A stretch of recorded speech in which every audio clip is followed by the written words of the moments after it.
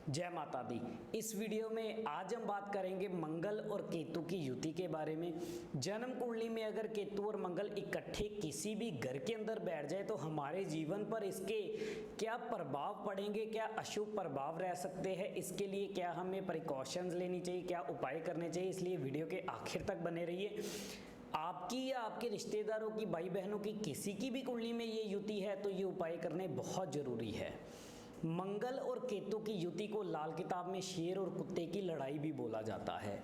मंगल और केतु अगर इकट्ठे किसी भी घर के अंदर बैठ जाए तो सबसे पहले तो ये स्वभाव के अंदर गुस्सा, इरिटेशन और फ्रस्ट्रेशन बढ़ाते हैं।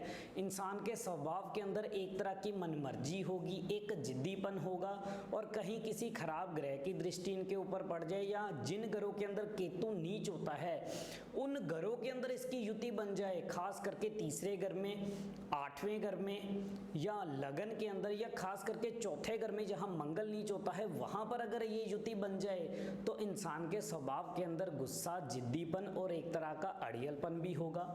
आगे जाकर के शादी के बाद ससुराल परिवार के साथ बनने वाले तालमेल को लेकर के हमेशा एक प्रॉब्लम बनी रहती है। इंसान की जैसे जैसे उम्र बढ़ती चली जाती है वैसे वैसे 15 साल की उम्र के बाद से गुस्सा, इरिटेशन, फ्रस्ट्रेशन, जिद्दीपन बढ़ता चला जाता है। आगे जाकर के पिता के सुखों के अंदर या चाचा ताऊ के सुखों के अंदर कुछ ना कुछ कमियों के योग भी देकर के चलता है। और या तो भाइयों को किसी भी तरह से ये काम धंधे को लेकर के तकलीफें देगा या किसी भी तरह से भाइयों के साथ बनने वाले तालमेल को लेकर के किसी ना किसी तरह से तकलीफों के योग बना करके चलता है।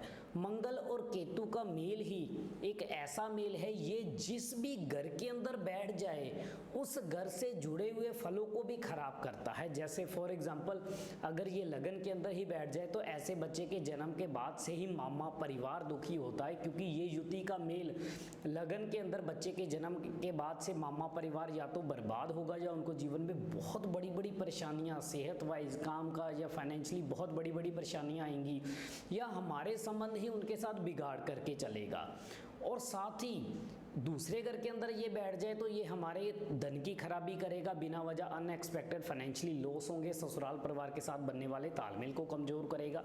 तीसरे घर के अंदर ये युति हो तो ये आगे जाकर के भाइयों को परेशानियां देगा, भाइयों के साथ बनने वाले तालमेल कमजोर करेगा, मित्रों के साथ बनने वाले तालमेल कमजोर करेगा। चौथे घर के अंदर ये युति हो तो माँ को बहुत परेशान करता है, सेहत वाइज या फाइनेंशियली वाइज माँ को हमेशा पैसे की कमी रहेगी या सेहत के अंदर कमर, पाँव, गुप्तांग की दिक्कतें या कई बार परमात्मा ना करे ब्लड से जुड़ी हुई बड़ी बड़ी परेशानियां, ये सारे हालात भी देकर के चलता है और घर के अंदर की सुख शांति को भी खराब करता है, बिना वजह लड़ाई क्लेश और पैसे की खराबियां भी देके चलता है। पांचवें घर के अंदर ये युति हो तो ये मंगल और केतु का मेल ही पांचवें घर में पिता को परेशान करता है, पिता के सुखों में कमियां करता है, पढ़ाई लिखाई के अंदर रुकावटें या उसका लाभ नहीं मिलने देता और आगे जाके संतान सुख में भी विघ्न देता है। छठे घर के अंदर मेल हो बहुत खराब माना जाता है, यहाँ पर केतु नीच होगा तो ये साथ ही किसी भी तरह से कामकाज को लेके तो तकलीफें देगा ही, साथ ही लोन जैसे हालात, कर्ज जैसे हालात, घर का पैसा, बीमारियों के ऊपर, पेट से जुड़ी दिक्कतें, मामा परिवार परेशान रहना, लोन और कर्जा बढ़ता चले जाना, इनकम आना नहीं और फाइनेंशियली खर्चे बड़े बड़े रहना जिसके कारण कर्ज के नीचे दबे रहना, ये सारे हालात देके चलता है। इस वीडियो में इसके उपाय भी बताएंगे आखिर के अंदर। सातवें घर के अंदर ये मेल हो इंसान के स्वभाव के अंदर एक अलग ही अनक होती है, एक अलग ही अहंकार सा ही पैदा करेगा और साथ ही ये जीवन साथी के साथ बनने वाले तालमेल को खराब करता है, जिसमें कई बार तलाक जैसे हालात बनना या पति पत्नी के आपसी तालमेल आए दिन खराब होते चले जाना। अगर ऐसा इंसान कहीं पार्टनरशिप के अंदर काम कर ले वहां भी धोखा हो जाए या अपने पार्टनर के साथ अच्छी ना बन पाए, किसी ना किसी तरह से रिलेशन को खराब करता है। आठवें घर का ये मेल बहुत खराब माना जाता है, एक ऐसी जिद, अहंकार इसके स्वभाव अंदर आएगी कि अगर ऐसे इंसान ने अगर बोल दिया कि ये चीज सही है, अगर वो चीज गलत भी क्यों ना हो तो कितना ही समझदार इंसान उसको समझा ले वो अपनी बात पे अड़ियल भी ऐसे लोग देखे गए हैं। स्वभाव के अंदर गुस्सा, जिद्दीपन बहुत ज्यादा होगा। जब गुस्सा आएगा तो कुछ भी ना देखना, अपने घर वालों के आगे बोल जाना, घर वालों के साथ बहस कर जाना। कई बार तो बच्चे घर वालों के ऊपर हाथ तक उठा देते हैं और स्वभाव के अंदर गुस्सा, इरिटेशन, फ्रस्ट्रेशन, ससुराल के साथ बनने वाले तालमेल, और साथ ही ऐसे लोगों को खास करके केतु की दशा में कई बार टांग टूटना, कमर की दिक्कत या गुप्तांग से जुड़ी हुई तकलीफें भी देता है। 9वें घर के अंदर बैठा हुआ ये मेल ठीक ठाक माना जाता है, इतना शुभ तो नहीं होता लेकिन भाग्य पर थोड़ा सा खराब असर जरूर डालता है। ऐसे लोग घर के अंदर अगर कुत्ता पाल के चलते हैं तो भाग्य का साथ जरूर मिलेगा। 9वें घर में ये हमारे भाग्य को थोड़ा कमजोर करके जरूर चलता है। 10वें घर के अंदर बैठा हुआ ये मेल इंसान को सोच समझ अच्छी देगा, इंसान अपनी हिम्मत के कारण सब कुछ सीखने वाला भी होगा, हर चीज़ को बहुत जल्दी सीखने समझने वाला भी होता है, लेकिन काम के अंदर बहुत ज़्यादा गुस्सा होना, बहुत ज़्यादा गुस्सा करना या अड़ियल पर या जिद्दी स्वभाव काम को लेकर नुकसान भी जरूर दे सकता है। 11वें घर का ये मेल लाभ को जरूर खराब करता है, क्योंकि 5वें घर में राहु भी आ गया तो पढ़ाई लिखाई के सुखों के अंदर दिक्कतें, पैसा पूरी तरह से टिक ना पाना, पैसा स्टेबल ना रह पाना, संतान सुख को लेकर के भी कमियां दे करके चलता है। 12वें घर का ये मेल ठीक माना गया है, लेकिन 12वें घर का ये मेल अगर इंसान विदेश के अंदर जाकर के रहता है तो हालात फिर भी काफ़ी हद तक ठीक होंगे। बेटे का सुख तो दे जाता है, यानी कि बेटा तो जरूर ऐसे इंसान के होगा, लेकिन बेटे के सुखों के अंदर कमियां होंगी।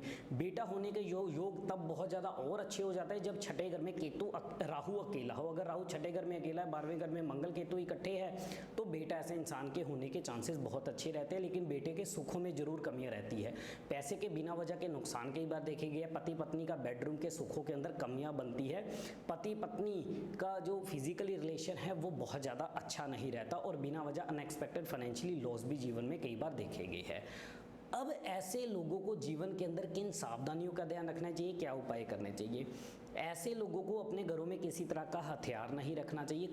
मंगल को अच्छा करने के लिए मंगल के दुश्मन ग्रह यानी शनि और केतु, केतु कुत्ता यानी कि शनि और कौवा, यानी कि जितना ज़्यादा ऐसा इंसान कुत्तों और कौवों की सेवा करेगा उतना ही मंगल देव अच्छा होगा। कान के अंदर सोना पहनना बहुत ज़रूरी है। अब जो उपाय बताने जा रहा हूँ ये उपाय सभी कर सकते हो। एक तो कान में सोना, मैंने जो भी बताया, कुत्तों और कौवों की सेवा कीजिए, और साथ ही 7 तरह के फल को 7 तरह के दूध से धोना है।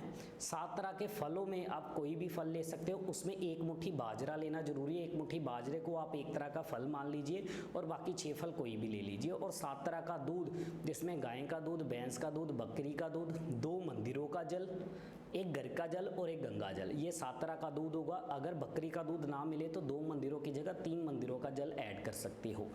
7 तरह के फलों को 7 तरह के दूध के साथ धोकर के वीरान जमीन में गहरा गड्ढा खोद करके हर साल में एक बार दबाना बेहद जरूरी है। ये किया हुआ उपाय ससुराल के साथ बनने वाले तालमेल, स्वभाव के अंदर बहुत ज़्यादा गुस्सा जिद्दीपन रहना, भाई बहनों के साथ रिलेशन अच्छे रहे, मित्रों के साथ बनने वाले रिलेशन, ये सारे हालात अच्छे रखेगा।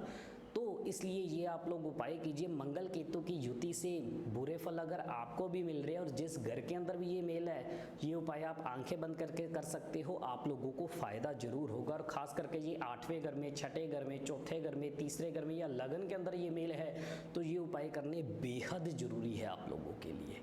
इसी तरह से हम और भी विषयों में आप लोगों के साथ जुड़े रहेंगे। इजाज़त दीजिए। जय माता दी।